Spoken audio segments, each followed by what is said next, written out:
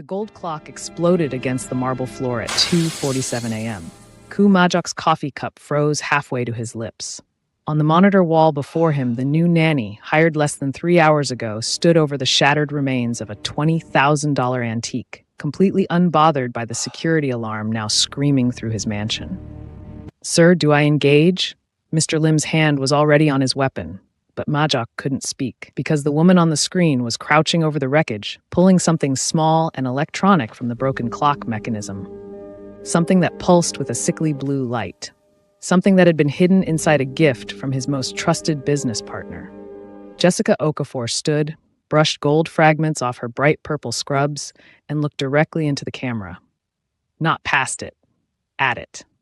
Her dark eyes found him through the lens like she could see straight into his bulletproof surveillance room. "This is why she won't stop crying, Mr. Koo." Her voice came through crystal clear, cutting through the alarms. "High-frequency sonic emitter. Been torturing your daughter for months while you watched through your cameras like a ghost." She held up the pulsing device. "Are you going to help me find the rest of them, or are you going to keep hiding behind that screen?" The room went silent. Even the alarms seemed to pause. Because behind Jessica, on the small bed surrounded by medical equipment and untouched therapy toys, 3-year-old Micha had stopped crying for the first time in 6 months. The little girl sat up, staring at this stranger who just shattered a family heirloom, and her tiny voice, unused for half a year, whispered one word: "Hurts," stopped. Majok's heart detonated in his chest. Mr. Lim grabbed his radio. "All units to the nursery." "Stand down." Majok's voice was barely human. His eyes locked on the monitor where his daughter was actually moving, reaching toward Jessica with trembling hands. "Nobody touches her. Nobody goes near that room." "Sir, she destroyed Chairman Park's gift." "Chairman Park." Majok's words came out like shards of ice. "Who visited last week? Who insisted that clock be placed in Micha's room? Who asked about her condition every single day?" The pieces clicked together with the precision of a loaded gun. On screen, Jessica was already moving, scanning the nursery with the focus of someone who knew exactly what she was looking for. She pulled down a decorative music box from the shelf, unscrewed the base, another device. She tossed it to the floor and crushed it under her heel. Micha's shoulders relaxed further. Jesus Christ, Mr. Lim breathed. "They've been torturing a baby." Jessica found a third emitter, hidden inside a stuffed rabbit, a fourth in the baby monitor. With each device she destroyed, Micha's breathing steadied, her tears slowed, her small body uncurled from the defensive position she'd held for 186 days. Then Jessica turned back to the camera, and this time when she spoke, there was something fierce and protective burning in her expression. Something that reminded Majok so much of his dead wife, it physically hurt. "I'm a nursing student, Mr. Koo. I took this job because my family is drowning in debt, and you pay better than anyone else in Seoul. I've got nothing to lose but my dignity." She picked up Micha, who didn't flinch, didn't cry, just melted into her arms. "But this baby has everything to lose. So you can fire me like you did the other 11 nannies, or you can get down here and be a father instead of a prison warden. Your choice." Majok was moving before his brain caught up with his body. Out of the surveillance room. Down the corridor. Taking stairs instead of waiting for the elevator because his daughter, his Micha, had just spoken for the first time since her mother's funeral, and he'd been too busy watching screens to notice someone was hurting her. The nursery door flew open. Jessica didn't jump. She just stood there holding his daughter, those bright purple scrubs like a splash of color in his sterile, monitored world, and waited. Micha looked at him with eyes that were clear, actually seeing him for the first time in months. "Duh," her tiny voice cracked. Loud stopped. Majok fell to his knees. Did Jessica just expose a conspiracy that goes deeper than anyone imagined, or did she just sign her own death warrant in the most dangerous house in Seoul? Drop your answer below and subscribe to see how this unfolds, and comment where you're watching from. I would love to say hello to you just to know how far our story is going. The morning after the clock shattered, Jessica found Majok sitting in Micha's nursery like a man who'd forgotten how chairs worked. He was perched on the edge of a small wooden stool meant for children, his perfectly tailored suit looking ridiculous against the pastel walls, staring at his daughter as if seeing her for the first time. Micha was asleep. Actually asleep. not that horrible half-conscious state of exhaustion she'd been trapped in for months. Her breathing was steady, her small fists unclenched, her face peaceful. Jessica stepped inside quietly, carrying her bag and a thermos of coffee she'd made in the kitchen. She'd been awake all night, reviewing medical journals and frequency charts on her phone, trying to understand exactly what had been done to this child. The rage still simmered under her skin, but she kept it controlled. Professional. Majok looked up. His eyes were red-rimmed, bloodshot. He looked like a man who'd spent the night drowning in regret. "You didn't go to bed," she observed, setting the thermos on the dresser. "Neither did you." His voice was rough, unused. "I watched you on the monitors. You've been researching sonic frequencies for 6 hours." Of course he'd been watching. Jessica wasn't surprised. She pulled out a notebook from her bag, flipped it open to a page covered in her handwriting and diagrams. The devices were set to 18 to 22 kilohertz. That's right at the edge of human hearing, especially for children. Adults usually can't detect it at all, but kids, she gestured to Micha. It would feel like constant pressure in her head. Migraine-level pain, nausea, anxiety. No wonder she couldn't stop crying. Magic's jaw clenched so hard she heard his teeth grind. Who? I don't know yet, but whoever planted those devices knew exactly what they were doing. This wasn't random cruelty. This was calculated, strategic. Jessica met his eyes. Someone wanted your daughter sick. Someone wanted you distracted. Chairman Park brought that clock personally. Majok's voice was ice over fire. He insisted it be placed exactly where it was. He asked about Micha every day, seemed so concerned. Then you have your first suspect. Jessica closed the notebook. But right now, your daughter needs structure, routine, safety. She needs to know that the pain is gone and it's not coming back. She needs a parent, not a detective. Majok flinched like she'd struck him. Jessica softened, just slightly. I'm not trying to be cruel, Mr. Koo. I'm trying to help. Micha has been through trauma, real physical trauma. She's going to need time to heal, to trust again. That starts with you being present, not through a camera, here, in the room. I don't know how. The admission came out strangled, broken. Every time I look at her, I see your wife. Jessica finished quietly. I know, Mr. Lim told me. I'm sorry for your loss. Majok stood abruptly, walked to the window. His reflection in the glass looked like a man at war with himself.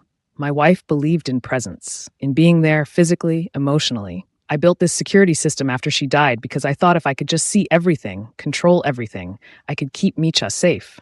He laughed, bitter and hollow. Instead, I watched my daughter suffer for 6 months and called it medicine. Jessica let the silence sit for a moment. Then she said, You can't change the past 6 months, but you change today. Micha stirred, made a small sound. Both adults turned immediately. The little girl's eyes opened slowly, still cautious, still afraid. But when she saw Jessica, something in her small face relaxed. Jessica moved to the bedside, knelt down to Micha's level. Good morning, precious girl. How are you feeling? Micha's eyes darted to her father, then back to Jessica. Her voice was barely a whisper. Quiet. Yes, it's quiet now. The hurt is gone. Jessica smoothed back Micha's dark hair. Are you hungry? Would you like some breakfast? The child's eyes went wide with something like fear. Her small body tensed. Jessica frowned. She glanced at the medical chart still hanging on the wall, scanned the notes from previous caregivers. Meals had been a battle for months. Micha would take a few bites, then refuse everything else. The doctors had attributed it to grief, to stress. But Jessica was beginning to suspect the doctors had been wrong about a lot of things. Mr. Koo, she said without taking her eyes off Micha, when was the last time your daughter ate a full meal? Majok's silence was answer enough. Jessica made a decision. I'm going to try something. You can watch from your monitors if it makes you more comfortable, but I need you to trust me. Can you do that?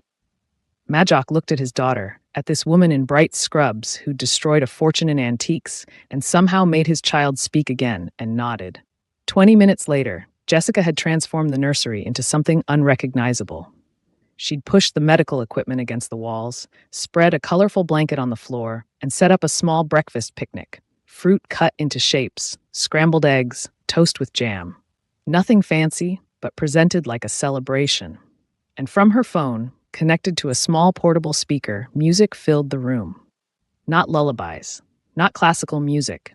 African rhythms, The kind her mother used to play in their kitchen back home, all drums and joy and movement. The kind that made your heart beat in time, made your body want to sway even when you were standing still. Micha sat on the blanket, staring at the food with suspicion and longing. Jessica didn't push. She just sat across from the little girl, moving her shoulders to the rhythm, letting the music wash over them both. She picked up a piece of mango, ate it herself, smiled. My mama used to say that food tastes better with music, Jessica said conversationally, as if she weren't being watched by a dozen cameras and the most dangerous man in Seoul. The rhythm helps your tummy know it's safe to be hungry, helps your body remember that eating is supposed to feel good. Micha's small hand reached out, touched the edge of the blanket. Her foot tapped, just once, against the floor. Jessica's heart soared, but she kept her face calm. She picked up another piece of fruit, this one cut into a star shape, and held it out. This one's my favorite. Want to try? The little girl's eyes moved from the fruit to Jessica's face, searching for something. Permission, maybe. Or proof that this wasn't another trap. Jessica just smiled, warm and patient, and let the music fill the space between them. Micha took the star-shaped mango, put it in her mouth, chewed slowly, carefully, like she was testing whether pain would follow. It didn't. Her eyes widened. She took another piece, then another. Jessica started humming along with the music, a low, soothing sound that her mother had hummed when Jessica was small and scared. Micha watched her, fascinated, and slowly, so slowly, began to eat in rhythm with the song. 1 bite, 2, 3. By the time the song ended, Micha had eaten more than she'd consumed in the past week combined. Jessica wanted to cheer, to celebrate, but she kept herself steady. You did so well, Micha. I'm so proud of you. The little girl looked down at her empty plate, then back up at Jessica with something that might have been the beginning of a smile. In his surveillance room, Majok watched through the monitors with tears streaming down his face that he didn't bother to wipe away. The next 3 days followed a pattern. Jessica established routines built around music, around gentle movement, around the slow rebuilding of trust. She sang while helping Micha dress. She hummed while brushing the little girl's hair. She played rhythms on her thighs while they read books together, turning the nursery into a space filled with sound that healed instead of hurt. Micha began to bloom. Small changes at first, holding eye contact for longer, reaching for Jessica's hand without being prompted, laughing at a silly face. But changes nonetheless. And Majok watched it all, hour after hour, from his wall of screens. On the 4th morning, Jessica was straightening the nursery while Micha napped when she found the folder. It had been shoved behind the changing table, probably knocked there by accident during one of the chaotic nights when Micha had been at her worst and nannies had been rushing around trying everything to soothe her. Jessica picked it up, intending to put it back wherever it belonged, but the cover fell open and she saw the header. Co-Enterprises, Internal Financial Review, Confidential. She should have closed it immediately, should have returned it to Majok's office without looking. But a name caught her eye. Chairman Park, and next to it, a series of numbers that even her non-business brain recognized as massive fund transfers. Jessica's hands started shaking. She flipped through more pages, saw more names she'd heard whispered by the security staff, family names, business partners, all connected to a web of transactions that looked wrong even to her untrained eye. And in the margins, someone had written notes in Korean. Jessica couldn't read most of it, but she recognized certain words that Mr. Lim had taught her. Words like delay and distract and emergency. Her blood went cold. The door to the nursery opened. Jessica jumped, nearly dropping the folder. Mr. Lim stood in the doorway, his expression unreadable. For a long moment, he just looked at her, at the folder in her hands, at the way she'd gone pale. Then he stepped inside and quietly closed the door behind him. You found it, he said, not a question. Jessica's mouth went dry. I didn't mean to. It was just here I was cleaning. I know. Mr. Lim moved closer, his voice dropping to barely above a whisper. I left it here. Jessica's world tilted. You what? If this story is making sense to you and you're learning something from it, please take a moment to like the video, subscribe to the channel, and stay with me for more stories like this. You're the first person who's actually helped that little girl. The first person who looked at her and saw a patient instead of a problem. Mr. Lim's eyes were hard, but there was something like respect in them. I've been watching you, Miss Okafor. Not just on the cameras, really watching. And I think you might be the only person in this house who actually cares about Micha more than you care about the Koo family money. I don't understand. Jessica clutched the folder tighter. Why would you? Because someone in this family has been bleeding Mr. Koo's empire dry for the past year, and they've been using Micha's condition as a smokescreen. Mr. Lim's voice was bitter. Every time Mr. Koo got close to noticing discrepancies in the accounts, something would happen with Micha. A medical emergency, a new specialist needed. His attention would shift, and the thefts would continue. Jessica felt sick. The sonic devices were just the latest method. Before that, it was medications that made her worse instead of better. Stress triggers carefully orchestrated during important business meetings. Mr. Lim's fists clenched. I've been gathering evidence for months, but I'm head of security. If I bring this to Mr. Koo, the family will close ranks. They'll say I'm overstepping, trying to gain power, being paranoid. But if someone outside the family found it, someone he's starting to trust, someone who's already proven she'll break the rules to protect his daughter. Mr. Lim met her eyes. Yes. Jessica looked down at the folder, her mind racing. This could get me killed. Yes. This could get me deported, arrested, disappeared. Yes. So why are you really doing this? Jessica studied his face. What's your angle? Mr. Lim was quiet for a long moment. Then he said, My sister died in a hospital 3 years ago. The doctors said it was complications from a routine surgery, but I know better. Someone in the Koo family needed an business associate. My sister was a perfect match. She went in for appendicitis and came out without a kidney. His voice shook. I can't prove it. I'll never be able to prove it. But I know. Jessica's heart broke. Mr. Lim, I can't save my sister, but I can help you save that little girl from becoming another casualty of this family's greed. He moved toward the door, paused. Read the folder. Hide it somewhere safe. And when you're ready to show Mr. Koo, I'll make sure you get the chance. He left as quietly as he'd arrived. Jessica stood frozen in the middle of the nursery, holding evidence of conspiracy and theft, and listening to Micha's peaceful breathing, and understanding with perfect clarity that she'd just crossed a line there was no coming back from. She tucked the folder into her bag, buried under medical supplies and a change of clothes. Then she went back to straightening the nursery as if the entire world hadn't just shifted beneath her feet. 2 days later, Jessica made another decision that would change everything. She found Majok in his office, surrounded by his wall of monitors as always. He looked up when she entered, and she saw that he'd been watching the nursery feed, watching Micha play with blocks, humming one of the African songs Jessica had taught her. She's getting better, Majok said softly. She is, but she needs more. Jessica sat down across from him without being invited. Mr. Koo, when was the last time Micha went outside? Majok blinked. Outside? Yes, sunshine, fresh air, grass under her feet, the things children need to actually thrive, not just survive. Jessica leaned forward. She's been cooped up in that nursery for months. No wonder she was deteriorating. Humans aren't meant to live in boxes, no matter how comfortable. It's not safe. Your entire property is surrounded by security. You have guards on every entrance, cameras covering every angle. Jessica's voice was gentle but firm. The only thing keeping Micha trapped inside is your fear. Majok's face went hard. You don't understand the threats. I understand that your daughter has been tortured by people who had access to your home, people you trusted, and keeping her locked away didn't stop them. Jessica softened. I'm not asking you to take her to a public park. I'm asking you to let her play in your own garden. 30 minutes, with me and your entire security team watching. That's all. Majok stared at his monitors, at the little girl who looked so much like her mother, and Jessica could see the war happening behind his eyes. I'll be with her the entire time, Jessica promised. I won't let her out of my sight. I know. Majok's voice was barely audible. That's not what I'm afraid of. Jessica waited. What if she smiles? Majok finally said. What if she laughs, and it sounds exactly like her mother, and He stopped, couldn't finish. Jessica's heart ached. Then you'll know she's healing, and maybe you will too.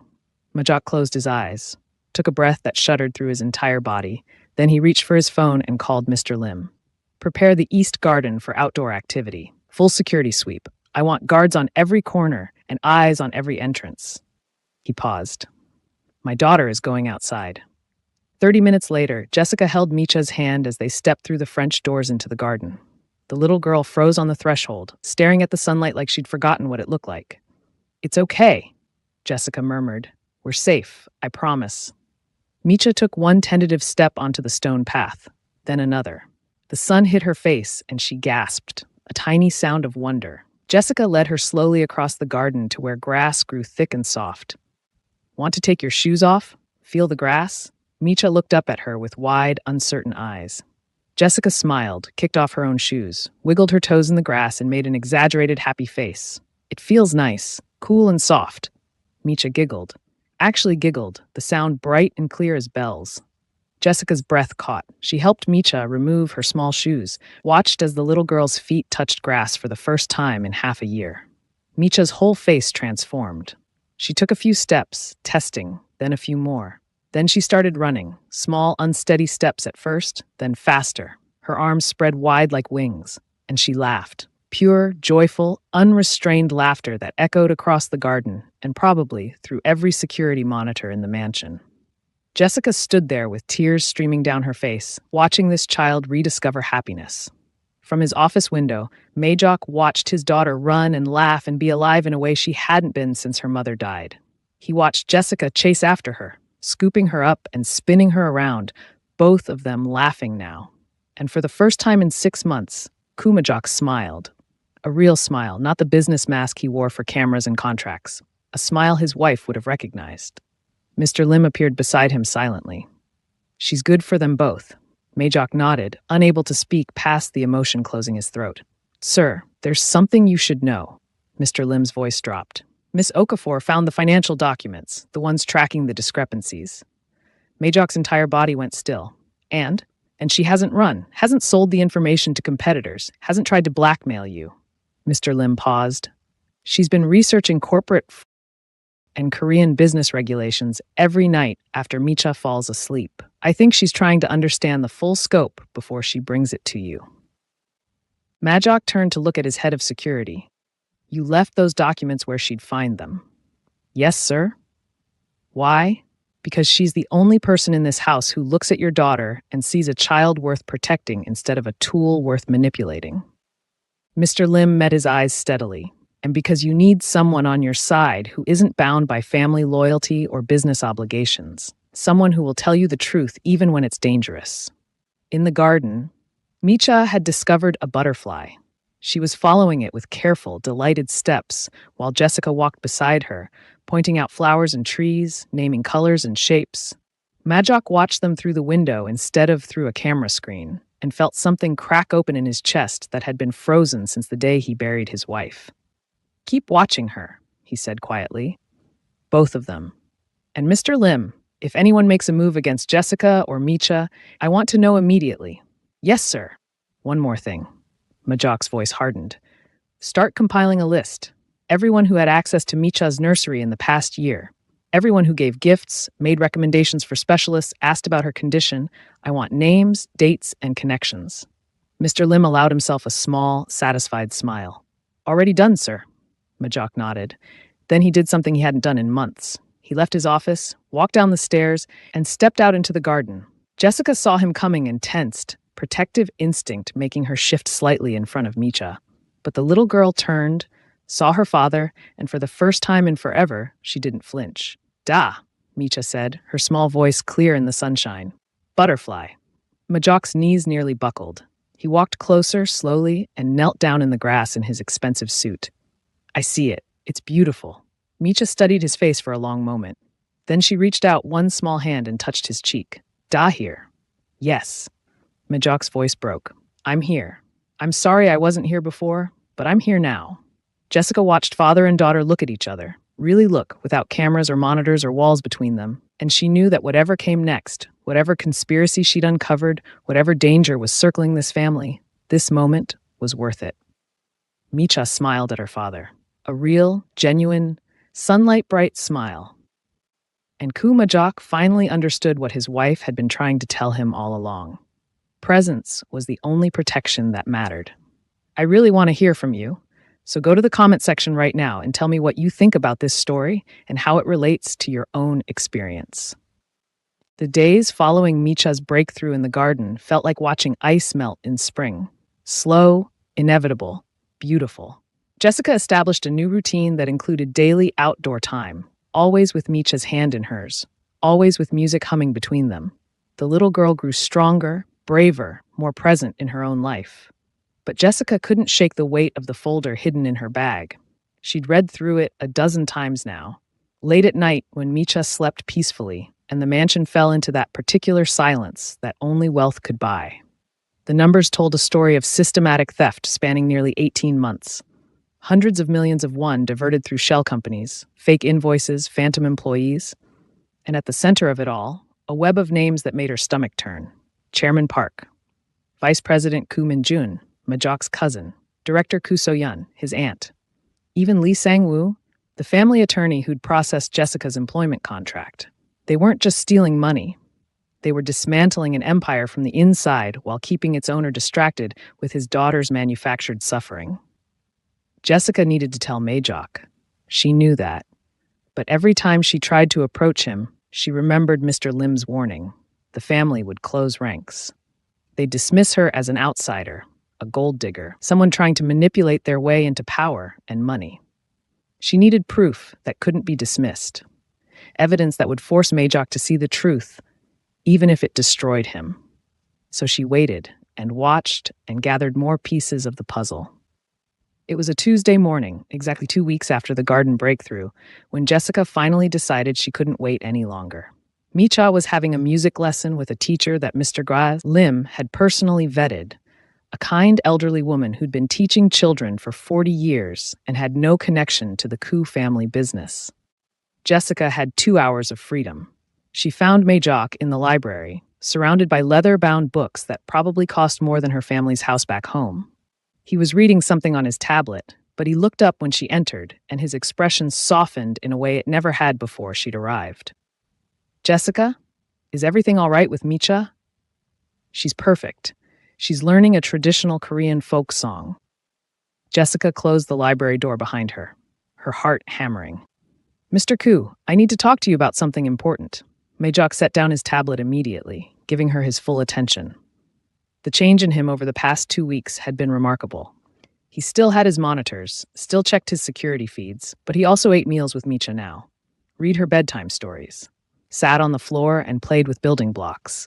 He was learning to be present, just like his daughter was learning to be whole again. "What is it?" His voice carried that edge of protective concern that appeared whenever he thought something might threaten his daughter's healing.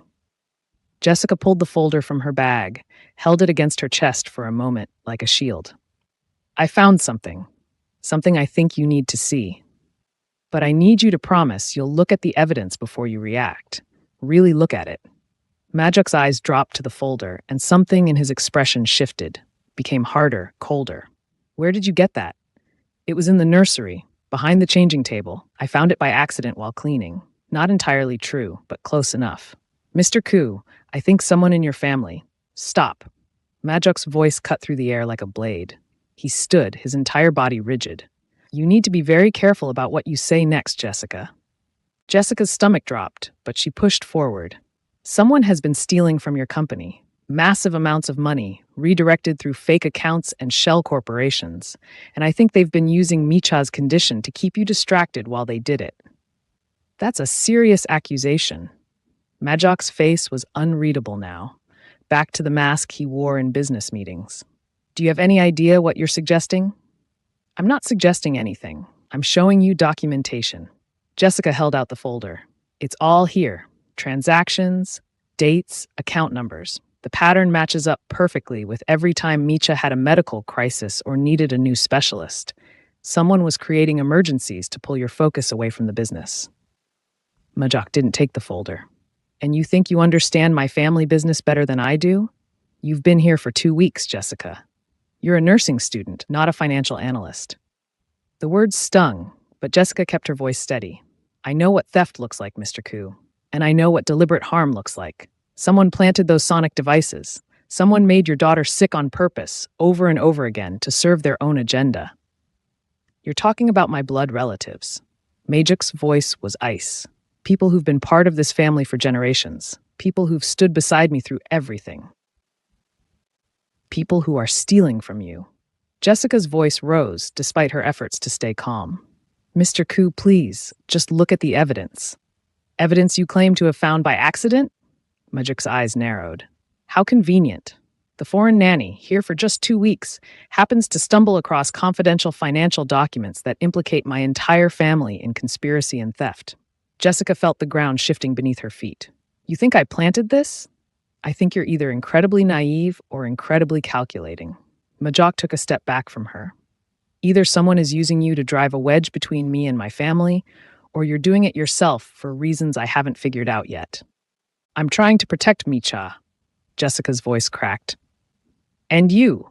Someone in this house has been hurting your daughter for over a year, and you're so blinded by family loyalty that you can't see it. Family loyalty is all I have left. Majok's composure shattered.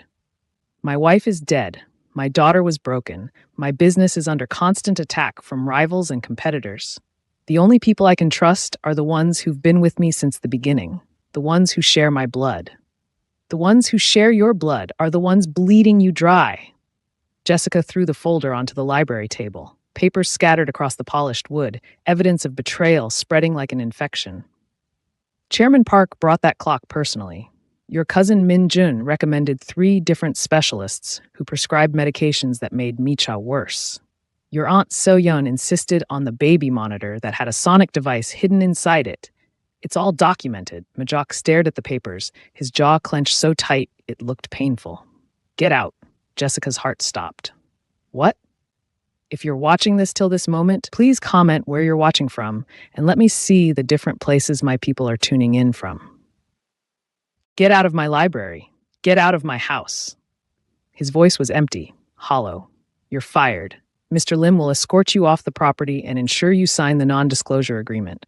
You'll receive severance pay and a reference letter that says nothing about this conversation. Mr. Koo, please. I said get out. The roar echoed through the library, bouncing off expensive books and custom shelves. I trusted you with my daughter. I let you into my home. And this is how you repay me? By trying to destroy my family with conspiracy theories and forged documents? They're not forged. Jessica was crying now, angry tears streaming down her face. I'm trying to help you. I care about Micha. I care about... She stopped herself, but the words hung in the air anyway. Majok's expression flickered with something that might have been pain. Leave, now, before I have you removed by force. Jessica stood there for one more moment, looking at this man who'd learned to smile again, who'd started being a father again, who was now shutting down every good thing because he couldn't face the possibility that his family had betrayed him. She wanted to scream, wanted to grab him and shake him and make him see the truth.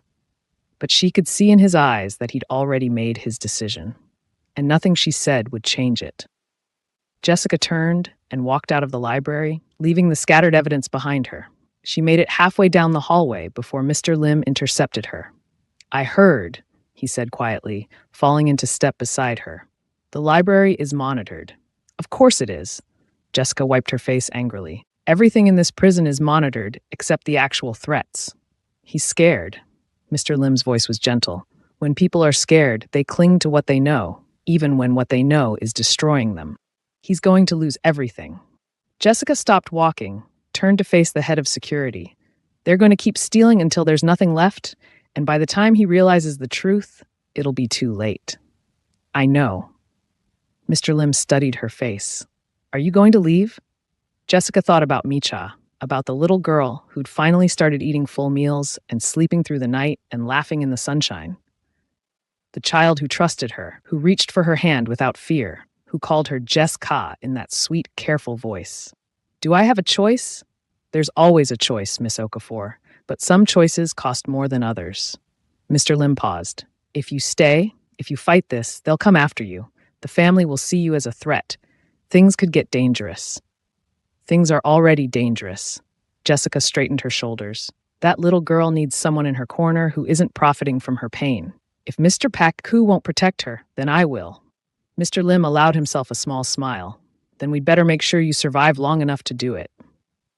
The rest of the day passed in tense silence.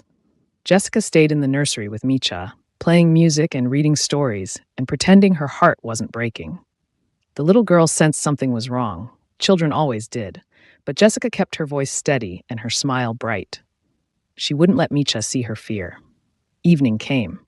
Micha's music teacher left. Dinner was served in the nursery, a quiet affair with just Jessica and the child, eating together like they had been for 2 weeks now. After dinner, Jessica gave Micha a bath, helped her into pajamas covered in stars, and settled her into bed with her favorite stuffed rabbit, the one Jessica had checked thoroughly for hidden devices before allowing anywhere near the child. Story? Micha asked, her small voice hopeful. Of course, precious girl. Jessica opened the picture book they'd been reading, a Korean tale about a tiger and a rabbit and the moon. But before she could start reading, there was a knock on the nursery door. Jessica tensed. Mr. Lim wouldn't knock. The staff knew better than to disturb bedtime routine. Come in, she called, her voice carefully neutral. The door opened. Majok stood in the doorway, still wearing his business suit, but something about him looked disheveled, broken. Daugh! Micha sat up in bed, her face lighting up. Majok's expression crumbled at the edges. Hi, sweetheart. I just came to say goodnight. Jessica started to stand, to give them privacy, but Majok held up a hand. Stay, please. He moved into the room slowly, like he was walking through glass. Micha, would it be okay if I read you the story tonight? The little girl looked at Jessica, uncertain. Jessica nodded encouragingly. That sounds wonderful. Your Daugh tells excellent stories. Micha considered this, then patted the bed beside her. Daugh story? Jessica, listen. So Jessica sat in the rocking chair while Majok perched carefully on the edge of his daughter's bed, and he read the story of the tiger and the rabbit in a voice that shook only slightly. Micha fell asleep before the story ended, her small hand resting on her father's arm. Majok sat there for a long moment, just watching her breathe, his eyes red-rimmed and devastated.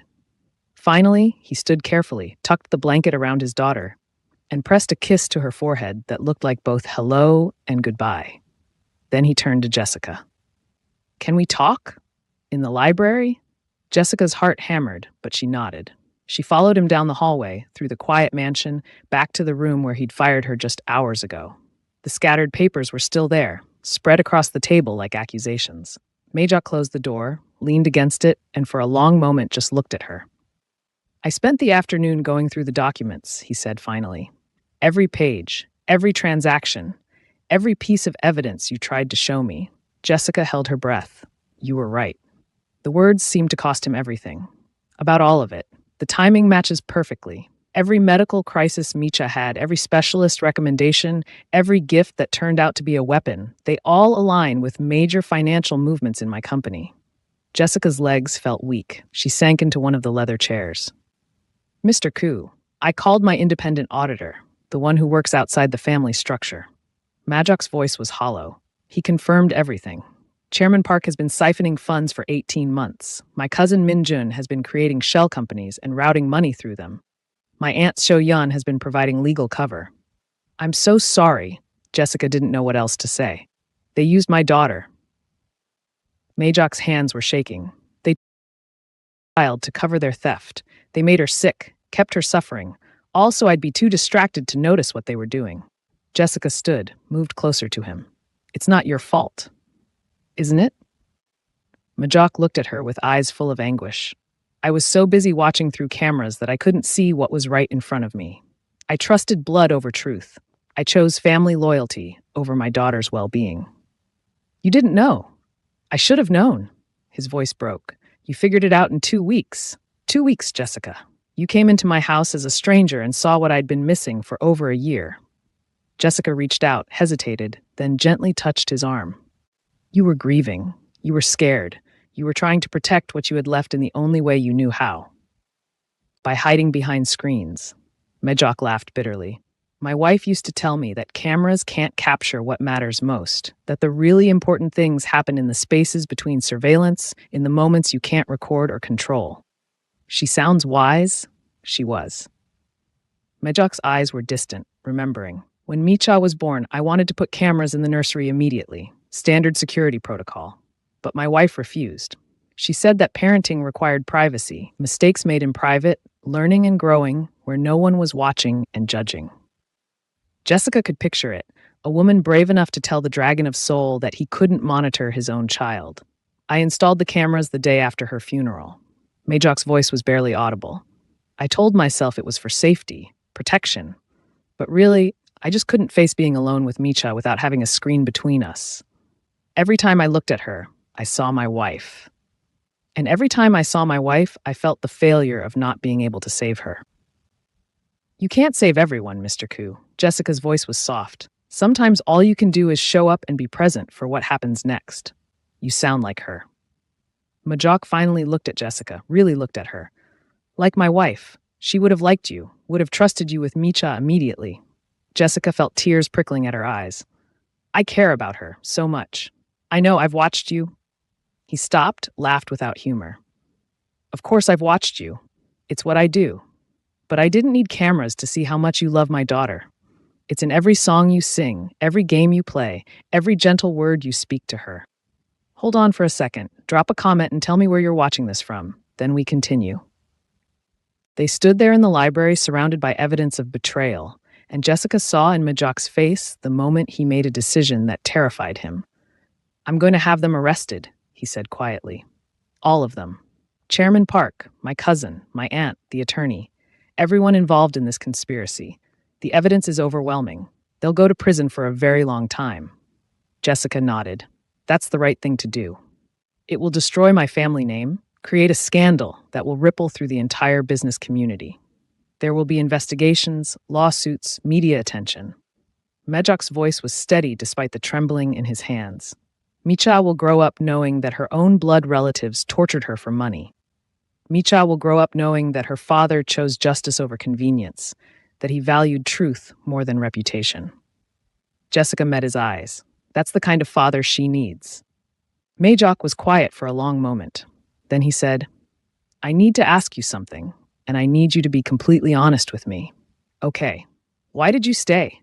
His voice was raw, vulnerable in a way she'd never heard before. When I fired you this morning, when I accused you of horrible things, why didn't you just leave? Take your severance and walk away from this disaster. Jessica thought about all the reasons she could give. The money she needed for her family's debts. The experience working for a powerful family. The reference letter that could open doors. But in the end, there was only one truth that mattered. Because Micha needs someone who sees her as a person, not a pawn. And because... She stopped, took a breath. Because I think you need that too. Majok stared at her like she'd just revealed something he'd been searching for his entire life. I've spent the past 6 months drowning, he said quietly, watching my daughter suffer through screens, running an empire that was being dismantled from the inside, trusting people who were destroying everything I'd built.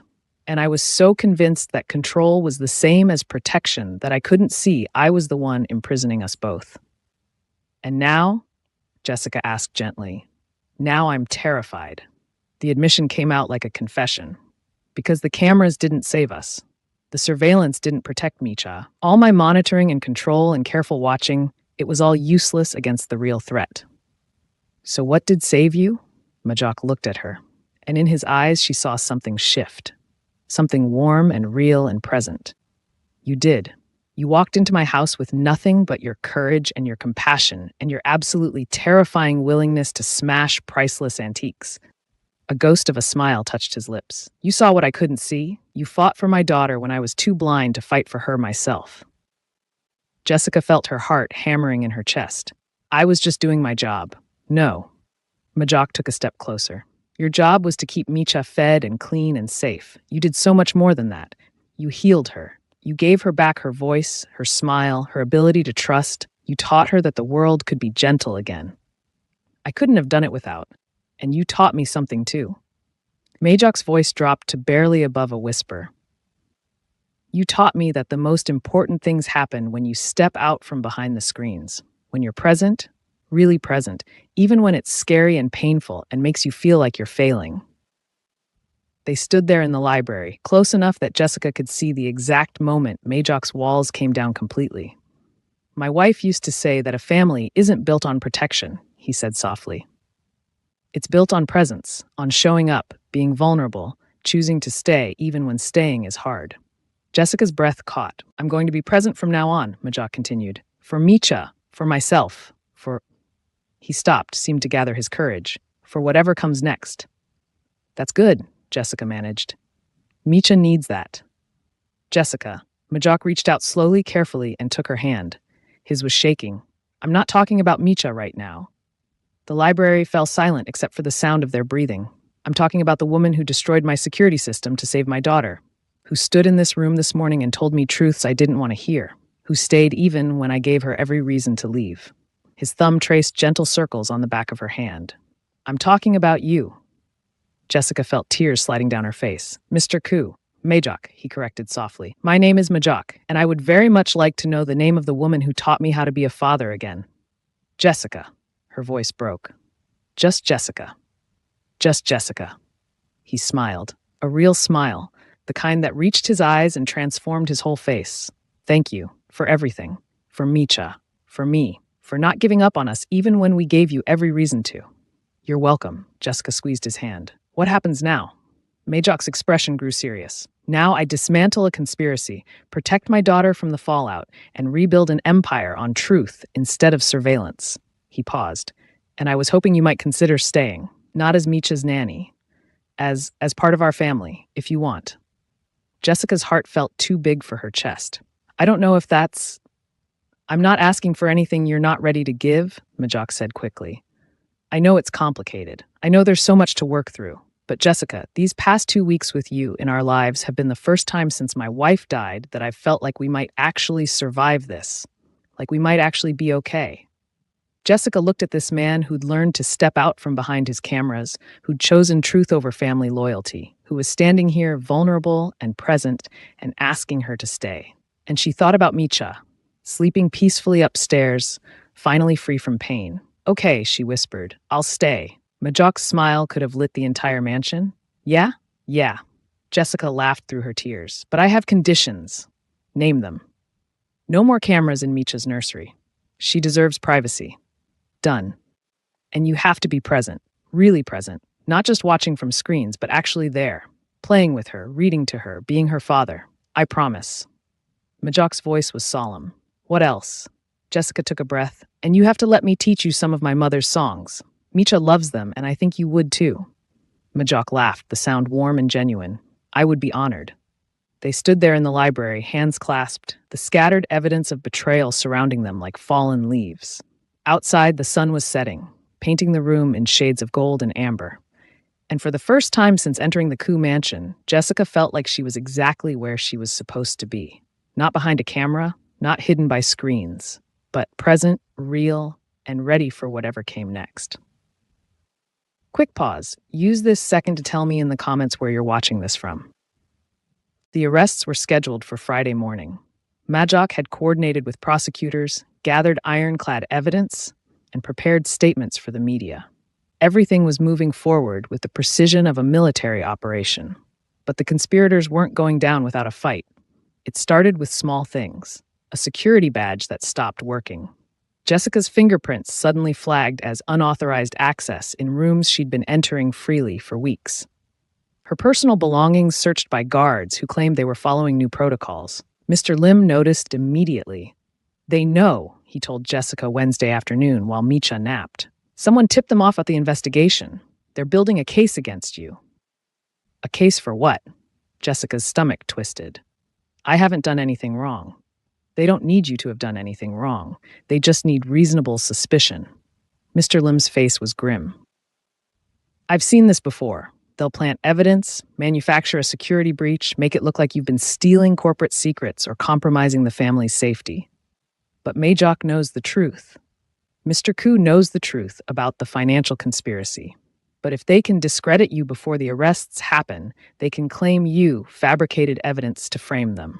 Turn the whole investigation into a question of your credibility versus theirs. Mr. Lim paused. And you're a foreign nursing student who's been here less than a month. They're established family members with decades of loyalty. Who do you think most people will believe? Jessica felt cold fear spreading through her chest. What do I do? Be careful. Stay visible. Don't go anywhere alone. And for God's sake, don't access any files or systems without me present as a witness. Mr. Lim's eyes were hard. They're going to make their move soon. Probably before Friday. We need to be ready. That night, Jessica stayed in the nursery with Micha, reading stories and singing songs and trying not to let her fear show on her face. The little girl was thriving now, eating well, sleeping peacefully, laughing often. She'd even started calling for her father at bedtime, wanting both Majock and Jessica present for the evening routine. It was a small miracle, this family learning to be whole again. Jessica wasn't going to let anyone destroy it. Thursday morning arrived with deceptive calm. Micha had her music lesson in the garden pavilion, supervised by her trusted teacher and two of Mr. Lim's most loyal guards. Majok was in emergency meetings with his attorneys, finalizing the legal strategy for the arrests. Jessica used the time to organize Micha's medical records, documenting the child's remarkable recovery. It would be important evidence later, proof of the harm the conspirators had caused. She was filing the last folder when Mr. Lim appeared in the nursery doorway, his expression tight. "Miss Okafor, I need you to come with me immediately." Jessica's heart jumped. "What's wrong? Is Micha?" "Micha is fine, but Mr. Koo needs to see you in his private study. He said it's urgent." Mr. Lim's eyes held a warning. "I'll escort you there." Something felt wrong. Majok usually came to the nursery if he needed to speak with her, especially during Micha's lesson time. And his private study was his inner sanctum. Jessica had never been inside. But Mr. Lim was already walking, and Jessica had no choice but to follow. They moved through the mansion's elegant hallways, past priceless artwork and floor-to-ceiling windows, deeper into the private wing where even most staff members weren't allowed. The study was at the end of a long corridor, behind a heavy door with biometric security. Mr. Lim scanned his badge. The door clicked open. "He's waiting inside," Mr. Lim said, but his voice was strained. Jessica stepped through the doorway into a room that looked like something from a science fiction film. Multiple monitors covered one wall, showing security feeds from every corner of the property. Computer systems hummed quietly. Filing cabinets lined another wall, each labeled with corporate designations. And on the massive desk in the center of the room sat a leather-bound book that looked oddly out of place among all the technology. "Mr. Koo?" Jessica called out. The room was empty. She heard the door close behind her. Lock. Jessica spun around, her pulse spiking. She ran to the door, tried the handle. It didn't move. The biometric scanner glowed red. Access denied. "Mr. Lim," she pounded on the door. "Mr. Lim, what's happening?"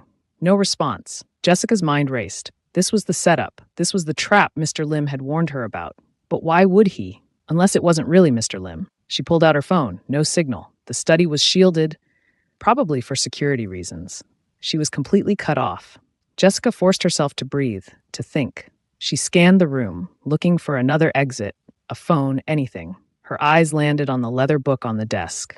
She moved closer, opened it carefully. Inside were more financial documents. But these weren't copies, they were originals. Account statements, transfer authorizations, emails between Chairman Park and Vice President Minjun discussing the distraction strategy involving Micha. This was the smoking gun, the final proof that would make the case absolutely airtight, which meant this was exactly where they wanted her to be found. Jessica heard voices outside the door, multiple people. She recognized Chairman Park's distinctive baritone, Min Jun's sharp tenor. Caught her red-handed accessing confidential files. Been suspicious from the start. Foreign woman with no credentials. Probably working for competitors, industrial espionage. They were building their narrative, and she was trapped inside the scene of their manufactured crime. Jessica looked around frantically. The door was the only exit. The windows were thick, probably bulletproof. The ventilation system hummed overhead, circulating air through narrow vents. Wait, ventilation. Jessica grabbed a chair, dragged it under the nearest vent. She climbed up, examined the metal grating. It was screwed in place, but the screws looked standard. She jumped down, searched the desk drawers, pens, paper clips, a letter opener. She grabbed the letter opener, climbed back up, and started working at the screws. Her hands shook. The voices outside were getting louder, more insistent. She heard someone say security footage and police report. The first screw came loose, then the second. Jessica's medical training kicked in. Steady hands, controlled breathing, focus on the task. She removed the third screw, then the fourth. The grating came free. The vent opening was small, barely wide enough for her shoulders, but Jessica didn't hesitate. She pulled herself up, squeezed into the narrow space, and started crawling. The metal was cold against her skin, the space claustrophobic. She could hear her own breathing echoing in the confined tunnel. But she kept moving, following the air current, hoping it would lead somewhere. Behind her, she heard the study door open. Voices flooded the room. She's not here. Check the cameras. The vent. She went through the vent. Jessica crawled faster, ignoring the way the metal scraped her arms, the way her knees banged against rivets. The tunnel branched, and she took the left path, then the right, trying to put distance between herself and her pursuers. She emerged into a larger junction where multiple vents converged. Below her, through another grating, she could see Majok's main security room, the one with the wall of monitors where he'd first watched her destroy the clock. And sitting at the console, watching everything unfold, was the real Mr. Lim. Jessica's heart soared. She kicked at the grating, trying to get his attention. Mr. Lim's head snapped up, his eyes widened. He was at the vent in seconds, unscrewing it from below, while Jessica pushed from above. The grating came free, and Jessica half fell, half climbed down into the security room. They set me up, she gasped. The study, the documents. I know. I've been watching. Mr. Lim's face was furious. Someone used a fake message to lure you to the study. They cloned my security badge, my voice pattern. It was sophisticated. On the monitors, Jessica could see Chairman Park and Min Jun in the study, arguing with guards. One of them held up the leather book, gesturing emphatically. They're going to claim I was stealing that evidence, Jessica said. They already are. They've called the police, reported a security breach, and attempted corporate espionage. Mr. Lim pulled up another monitor. But they made a mistake. The screen showed thermal imaging of the study from 30 minutes ago. Jessica could see herself entering, looking around confused, then going to the desk, only after examining the locked door. The timestamp proved she'd been trapped before she'd touched anything. This footage is automatically backed up to an off-site server. They can't erase it. Mr. Lim's smile was sharp. They tried to frame you, but they just gave us proof of their conspiracy to obstruct justice. Jessica sagged with relief. Then another thought hit her. Where's Majok? Does he know what's happening? Mr. Lim's expression darkened. He's in a meeting with potential investors. Chairman Park scheduled it specifically for this morning, probably to make sure Mr. Koo would be occupied during the setup. We need to tell him. Already done. Mr. Lim gestured to another monitor showing a conference room where Majok was standing, his phone pressed to his ear, his face a mask of cold fury. I sent him the thermal footage 2 minutes ago. On screen, Majok said something sharp to the investors, then strode out of the conference room without waiting for a response. Jessica watched him move through the mansion with lethal purpose, heading straight for the private wing. He's coming, she whispered. Yes. Mr. Lim's voice held satisfaction. And he's not happy. Majok appeared on the study monitors, surrounded by his personal security team, the ones loyal to him, not to the family. He didn't knock. The door was forced open with a key code override. Chairman Park whirled around. Majok, thank God you're here. We caught your nanny attempting to steal. Shut up. Majok's voice was arctic. I've seen the thermal footage. I know exactly what happened here. Minjun stepped forward. Cousin, you need to understand this woman has been manipulating. I said shut up. Majok's eyes swept the study, landing on the leather book. You planted that evidence, created a false security breach, attempted to frame an innocent woman to cover your own crimes. Chairman Park drew himself up. How dare you accuse me? How dare you torture my daughter? Majok's composure shattered. For 18 months, you made Micha suffer. You planted devices to hurt her, prescribed medications to keep her sick. Also, I'd be too distracted to notice you stealing from me. The room went silent. You have no proof, Minjun said, but his voice wavered. I have every proof. Majok pulled out his phone, held it up. Financial records, email chains, security footage of you placing those devices, testimony from specialists you bribed, and now, attempted witness tampering and obstruction of justice. Chairman Park's face drained of color. Majok, please, we can explain. The police are on their way, so are federal prosecutors. You're all going to prison for a very long time. Majok's voice was emotionless. I'm done protecting family members who destroy what I love. Aunt So-yeon appeared in the doorway, flanked by guards. You're making a terrible mistake, nephew. Family is everything. Family is supposed to protect each other. You used a 3-year-old child as a weapon. Majok's eyes were empty of anything but contempt. You're not family. You're parasites. In the security room, Jessica watched it all unfold with her heart in her throat. He chose you, Mr. Lim said quietly. When the security alert came through, when he got the message about the meeting with investors, that was his moment to choose. Business as usual or protecting what really matters. Jessica looked at the monitor showing Majok standing in his study, surrounded by the people who'd betrayed him, and she saw a man who'd finally stepped out from behind his cameras. "We need to go to him," she said. Mr. Lim nodded. "The nursery first. Micha needs to be secured before this situation escalates." They moved quickly through the hallways. Jessica's arms were scraped from the vents, her clothes disheveled, but she didn't care. All that mattered was getting to Micha.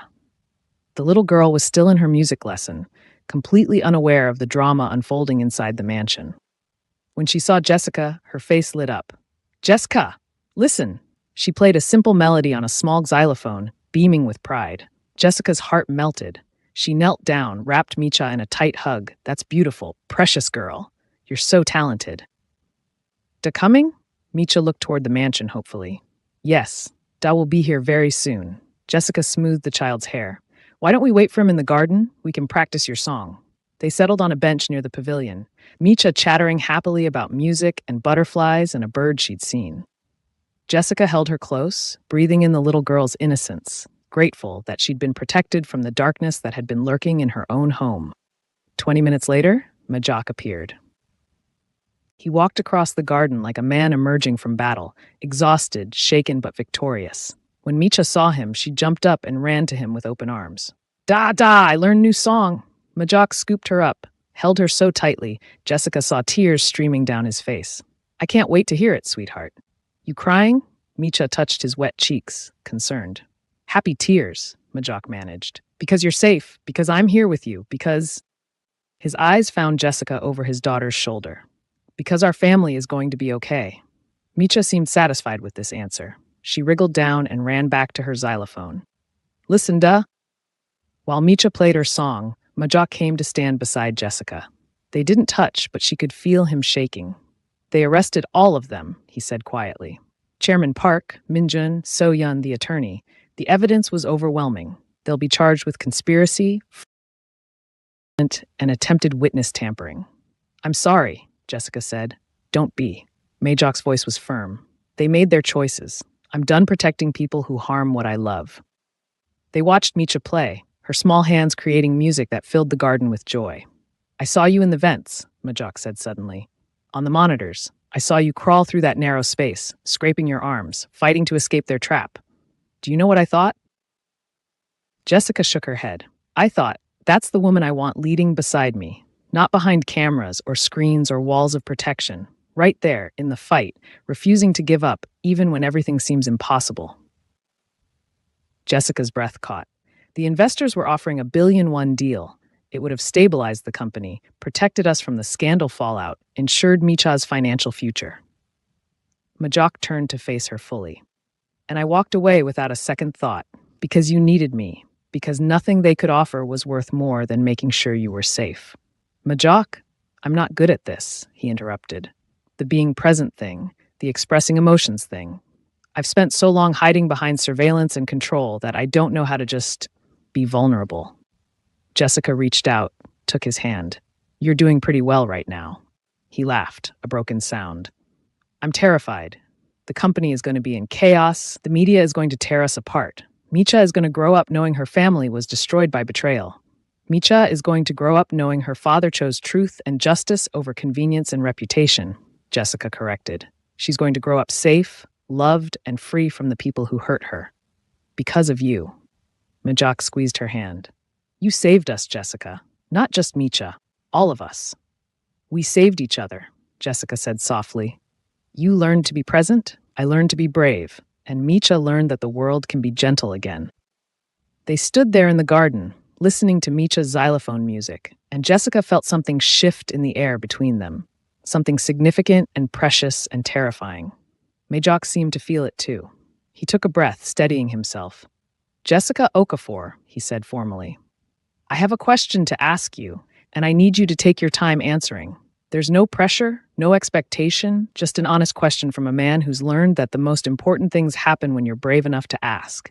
Jessica's heart thundered. "Okay. Will you stay with us? Not as Micha's nanny? Not as an employee?" He paused.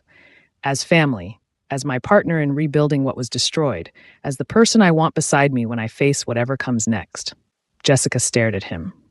Are you asking me? I'm asking you to lead this family with me, Majok said quietly. I'm asking you to help me raise Micha not just for the next few months, but for all the years to come.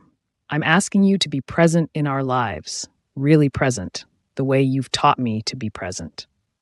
That's a huge commitment. We've only known each other a few weeks. I know, it's fast, it's probably crazy. Majok's eyes were steady on hers. But I've spent the past year watching through cameras, keeping distance, protecting myself from feeling anything.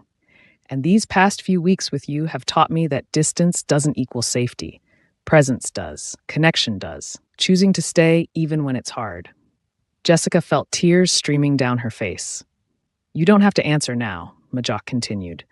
Take all the time you need, but I wanted you to know that whatever you decide, you've already changed our lives. You've already given us back something we thought we'd lost forever.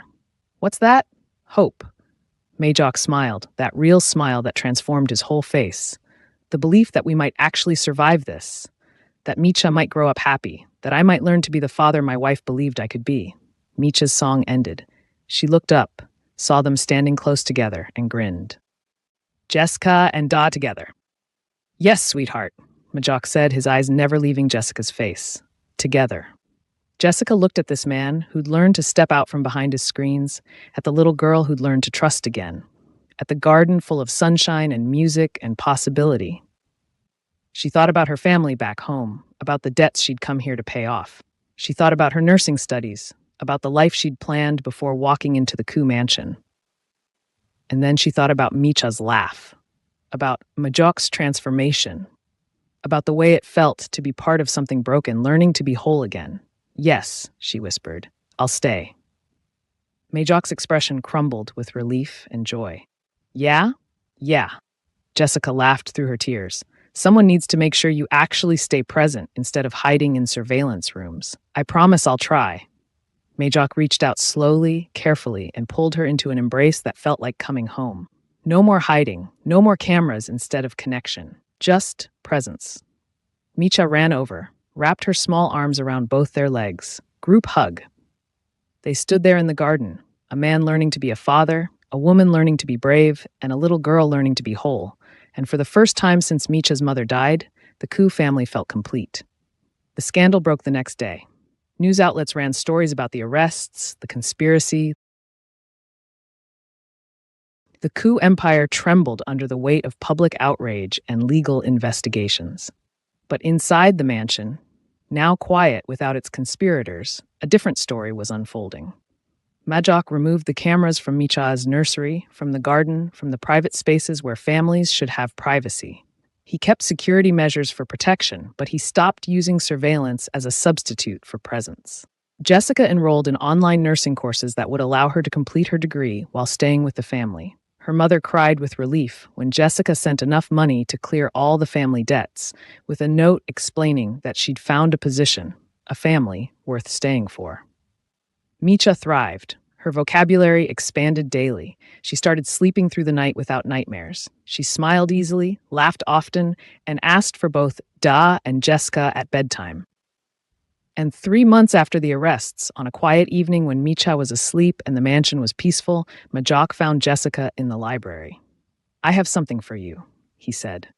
He held out a small box. Inside was a ring, not an ostentatious diamond, but a simple band of gold with African-inspired patterns etched into the metal. It's not traditional, Majok said nervously, but nothing about us has been traditional. And I wanted something that honored both who you are and who we're becoming together. Jessica stared at the ring, her heart in her throat. Jessica Okafor, Majok said softly. Will you marry me? Will you be Micha's mother, my partner, the person who keeps me present when I want to hide? Will you build a family with us based on truth and presence instead of control and surveillance? Jessica looked at this man who'd learned to be vulnerable, who'd chosen justice over family loyalty, who loved his daughter enough to demolish his own walls.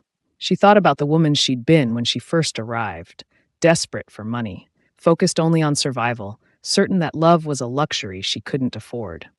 And she thought about the woman she'd become, brave enough to destroy priceless antiques, strong enough to face down conspirators, present enough to help a broken family heal. Yes, she said, her voice clear and sure. Yes, I'll marry you. Majok slipped the ring onto her finger, and when he kissed her, it tasted like hope and healing and coming home. Upstairs, on a monitor in the main security room that Mr. Lim was pretending not to watch, Micha slept peacefully in a nursery, finally free from surveillance and pain. And in the garden where butterflies danced and music played, the Ku family, rebuilt on presence instead of protection, finally found peace. The Dragon of Soul had learned that the most important things couldn't be captured on cameras. They could only be lived moment by present moment with the people brave enough to stay. What did you think of Jessica and Majok's journey? Drop a comment below and subscribe to see more stories of love, courage, and families healing together. And tell me where you're watching from.